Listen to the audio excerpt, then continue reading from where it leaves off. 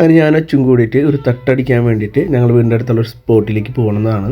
Food കഴിച്ചിട്ട് എങ്ങനെയുണ്ടെന്ന് നോക്കാം. ഓക്കെ, നമ്മളൊരു ഭക്ഷണം കഴിക്കുമ്പോൾ അത് ആസ്വദിച്ച് കഴിക്കണം എന്നാണ് സാധാരണ പറയാറ്. ഇവിടെ വന്നാലുള്ളൊരു ഗുണം എന്ന് വെച്ചാൽ നമുക്ക് കറക്റ്റ് ആ ഒരു ഫീല് കിട്ടും. ഓക്കെ, അപ്പോൾ നമ്മൾ ബോട്ടിക്കൊള്ളി ഓർഡർ ചെയ്തിട്ടുണ്ട്, കഴിച്ചു നോക്കാം. അപ്പോൾ ഈ കൊള്ളിബോട്ടി നല്ല ടേസ്റ്റ് ഉണ്ടായിരുന്നു.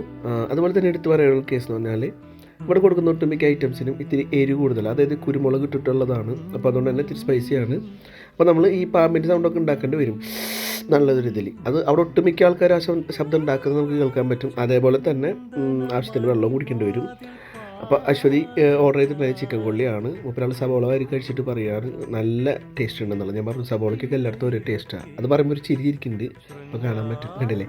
അപ്പോൾ സംഭവം നല്ല ടേസ്റ്റ് ഉണ്ട്, പക്ഷേ ഇത്തിരി സ്പൈസിയാണ്.